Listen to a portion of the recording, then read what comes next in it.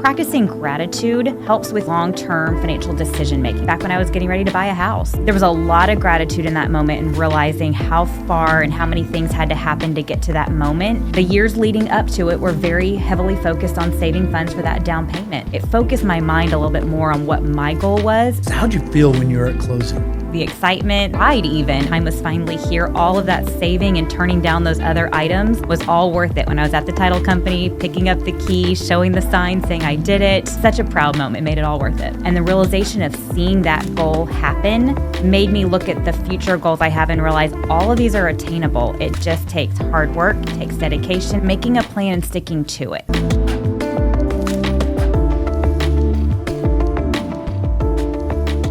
Welcome to Wealth Strategies Unleashed with Concenture Wealth Management. I'm Robert Gilliland, and with me is Karen Hyder. Hey, Karen. So this is a great week.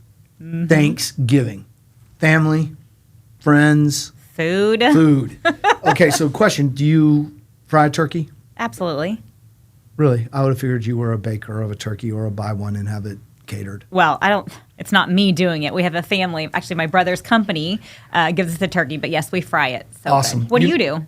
We fry it, but okay. I had a client that told me about using an air fryer for it. So my wife bought me an air fryer to fry the turkey. I was a little bit apprehensive. Turns out awesome. And you don't have all the mess from using. How big is your air fryer? Oh, it's big enough to put a turkey in. Wow. Okay. That's not an everyday use. Okay. One. But yeah, absolutely 100% fried turkey. In fact, I used Paul Prudhomme's personal recipe. I met one of his chefs and he gave me his personal recipe for it. Very nice. So yeah, it's kind of something that's on my resume. So, I thought that what we would do is come through and talk.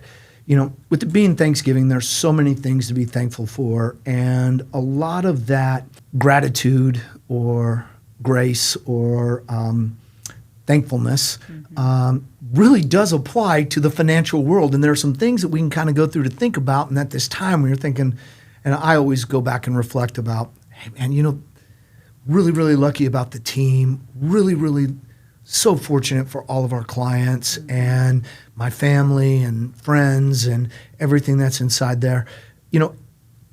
Gratitude really does have a big effect, and this is a time where people think about it, and I think it applies to people's financial lives. Absolutely. But before we get started, the way, as is tradition, I hope you have a good one. We're looking for the dad joke. We're going to start calling them Karen jokes, but the dad joke of the week. Mm-hmm. And this one ties into gratitude perfectly. So I'll determine that. What does a banana say to express its gratitude? What does a banana say to express its gratitude? I give up. Thanks a bunch. Don't you find that joke appealing? That's two in one day. I had another one, but we'll leave it at 2 while I'm up. What was the other one? Thanks. Now I got to split. You know what? I'll give you credit for that because that's a 3 for 1. So, thank you. So, Karen, when you go through and think about kind of gratitude and financial gratitude or things at this time of year, you should be thinking about what hits you? I think for me, when I hear the word gratitude, immediately I think of charitable giving and giving money away, but I don't think that is necessarily everything that encompasses the word gratitude. I think to me, gratitude is looking at everything that you were thankful for in your own life, all the opportunities that you've had, and then there's a piece of that of being able to share your fortune, your gratitude with others. And that's not necessarily always a monetary thing. Sometimes that is just sharing your time, your gifts with other people, not necessarily financial, but I think there's a piece of it that goes with it. So I read something the other day that I found that was absolutely fascinating. So there are studies that have been shown that actually when people are grateful, it actually changes the neural pathways in your brain and makes you more charitably inclined. And that's, again, not necessarily saying that means you're wanting to give all your money away,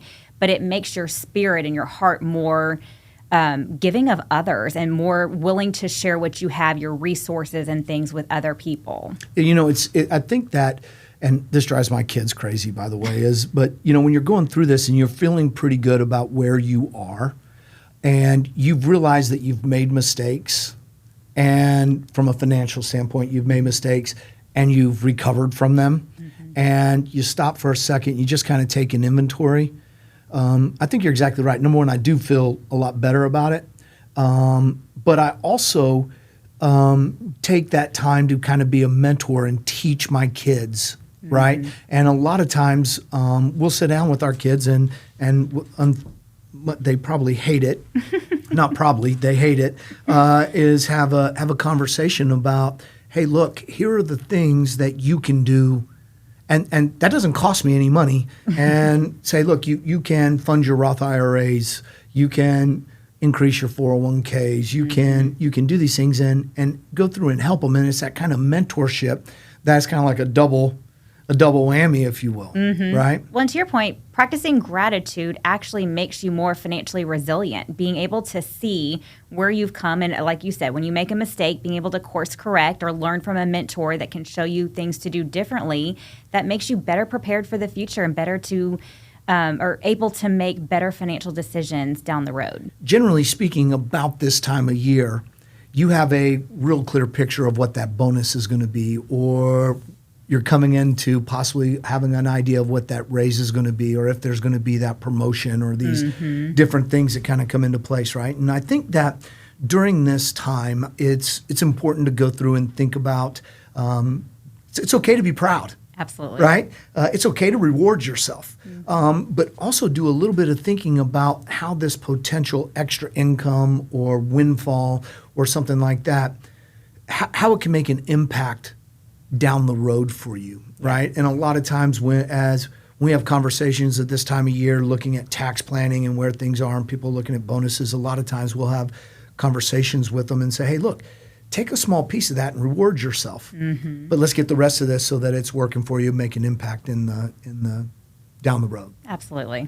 What else did you have on your Yep. So when we talk about gratitude and being generous, I think it is fair to say that, being able to look at what you've got and give back to others is a great way to do it. And there are financial benefits to doing that, from the possibility of a reduction in your own taxable income that you're giving, to just all the different tax benefits that exist and the different ways you can accomplish some of these charitable giving items can make a lot of sense, both for you, again, it makes you more gracious for what you have, but also you're benefiting others as well. Right. And I think it's important to have things that are important to you, that you're giving things to, right? And we talked about this in episode 47, which was about how do you go through and like donor advised funds, different things like that. Just to kind of remind people, the donor advised fund, which we have quite a few clients that do, if you have an extra large income, extra cash off on the side, you can, and let's just, using this as an example, say you're used to giving away $20,000 every year to different charities or things like that. You could actually go and take $100,000 and put it into a donor advised fund today, and then dole that out, $20,000 over the next 5 years. Now you'll get that full $100,000 worth of tax deduction this year. Yep. Right. So I think when you're going, as we hate talking about taxes, we're supposed to be thankful, but there are some things that you can do to show that gratitude, kind of like the donor advised fund or donations, or make impacts on different things that are important to you. I think another one, practicing gratitude helps with your long-term financial decision making. I think it makes you better able to resist some of these short-term urges for things that maybe catch your eye but are just a short-term desire, versus focusing on what the long-term goals are. When you keep your eye on what you're grateful for and where you are in terms of your life plan, that makes it easier to redirect some of your funds and redirect your goals towards the bigger, longer-term things that you're planning for. So you're going to hate this, but give me an example. An obvious or an easy one for me was back when I was getting ready to buy a house. The years leading up to it were very heavily focused on saving funds for that down payment. So knowing that I had a goal of, I wanted inside of 3 years that house to happen, those 3 years while I was so focused on saving, it's a lot easier to turn down the big electronics and some of these fun items that come along that everyone else seems to be purchasing. I didn't feel the need and desire to go purchase those because I knew my goal was wanting to buy a house within those 3 years. So it focused my mind a little bit more on what my goal was and kind of tuned out some of the other people's opinions and things I was seeing purchased through friends and family. So how'd you feel when you were at closing? Oh my goodness, the excitement, the pride even of being able to do this myself and knowing that this goal was able to come to fruition, the time was finally here. All of that saving and turning down those other items was all worth it. When I was at the title company, picking up the key, showing the sign, saying I did it, it's such a proud moment. It made it all worth it. How is that? So you were proud and you were thankful. Absolutely. And felt blessed Yes. because so many people can't go and do this. How did that affect your outlook with other goals or other things? Well, I think to your point, there was a lot of gratitude in that moment and realizing how far and how many things had to happen to get to that moment.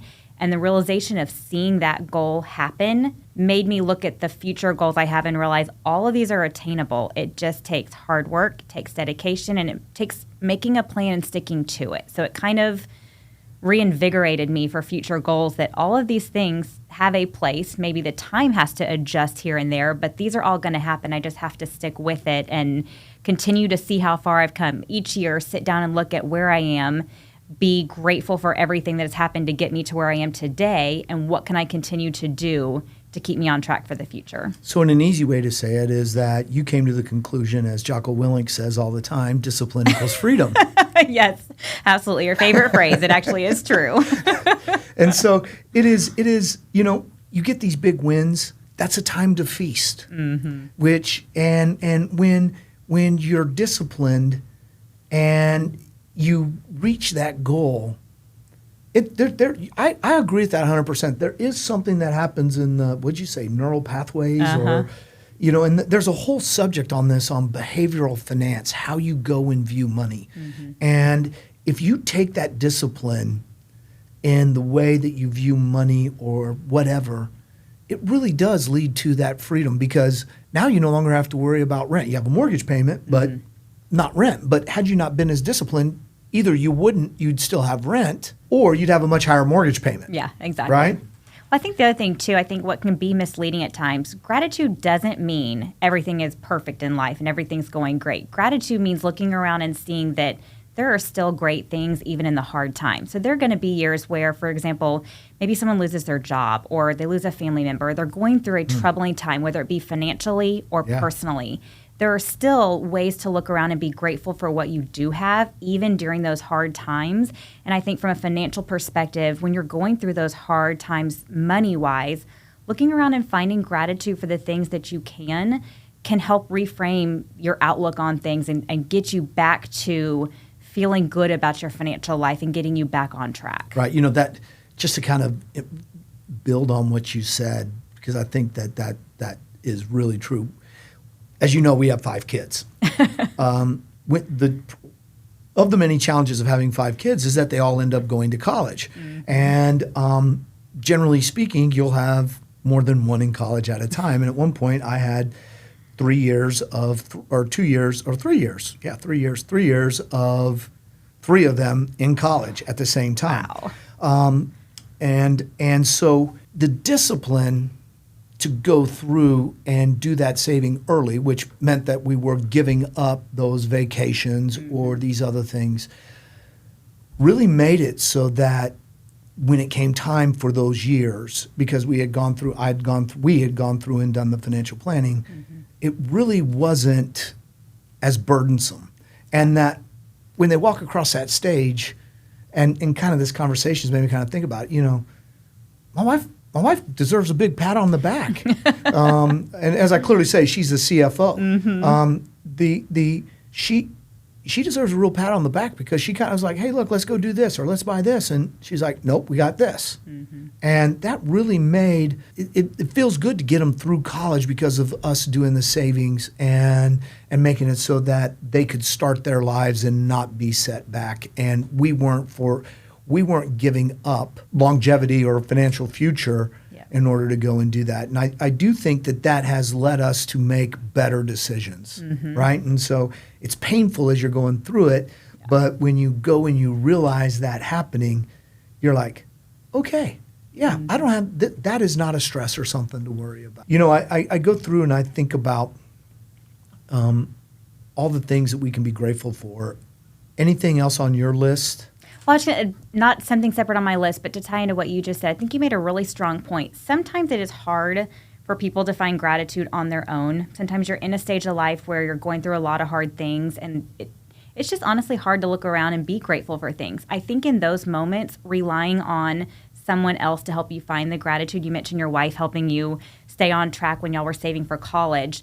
Whether it's a spouse, a family member, a friend, whatever, I think during those hard times, leaning on someone else to help you see the gratitude and everything that you do have going in life can really help bring you through the tough times. And then it also, in turn, to your point earlier about mentorship, when you're in the good times and it's easy to look around and see a long laundry list of things that you are grateful for, being able to give back and help other people find the things that they can be grateful for in their life, it really shows that balance and just shows how much of life is a roller coaster between the times that you can be the mentor and the times you can rely on others. Having someone else in life and multiple people in life to help you get through that and practice gratitude can be rewarding. It is. One of the things that I love when we go through and we do financial plans with clients is when we walk through the net worth statement and we're able to go and show them the things that they've done really well, right? Look, here's the deal. We're on track, or this is where we are, and have those strategies. I mean, those are times that you can see when we're sitting across from someone and we've gone through and analyzed it, and we show them, hey, look, we've got this work to do, but we can be thankful for this. You can see them kind of light up. You can see them go, oh, okay, so this isn't the worst thing ever, you know. To kind of wrap this up, I mean, I just think that this time of year is really, really important to step back and just kind of do an inventory. Sit down, not just inventory of everything, but inventory of your financial picture, an inventory of where you've come from, an inventory of where you want life to go. We sit down and we do that every year with clients and get that picture and get that game plan in place. Really does have that so that it works. And I'm just so thankful for our clients and the way that we can go and work with them and help them get the outcomes to reach their dreams that they need. And it always feels good to say, hey, look, when you're going to retire, I'd like to retire at 65. What would be your dream? I'd like to retire at 58. All right, let's see what we have to do. Here's the work we have to do. Let's make it happen. And then when they hit 58, say, you did it. And that they're so thankful. I'm just so appreciative our clients give us that opportunity. The team here, you, the whole team, thankful for that. And thankful for my family and where we live in the city of Houston. But this really is a great time to say thank you. And I think it's important to tell people thank you. So. And to our listeners too, I think you and I both have a lot to be grateful for. So. That's right.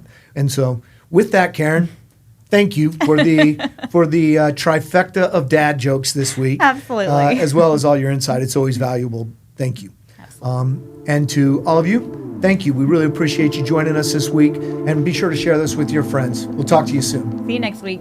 The information contained herein is intended to be used for educational purposes only and is not exhaustive. Diversification and/or any strategy that may be discussed does not guarantee against investable losses, but are intended to help manage risk and return. If applicable, historical discussions and/or opinions are not predictive of future events. The content is presented in good faith and has been drawn from sources believable to be reliable.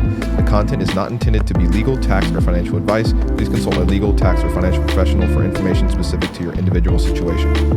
This work is powered by Concenture Wealth Management, registered representative of Sanctuary Securities, Inc., an investment advisor of Sanctuary Advisors, LLC. Securities offered through Sanctuary Securities, Inc., member FINRA, SIPC. Advisor services offered through Sanctuary Advisors, LLC, an SEC registered investment advisor. Concenture Wealth Management is a DBA of Sanctuary Securities, Inc. and Sanctuary Advisors, LLC.